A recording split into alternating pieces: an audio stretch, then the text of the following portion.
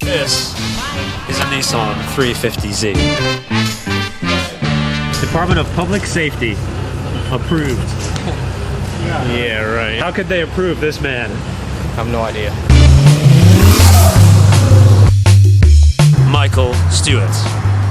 He's upgraded it with 19-inch Volk Racing wheels, front mount intercooler, twin ball bearing Garrett GT Series turbos, Grady blow-off valve, many other things required for a turbocharger.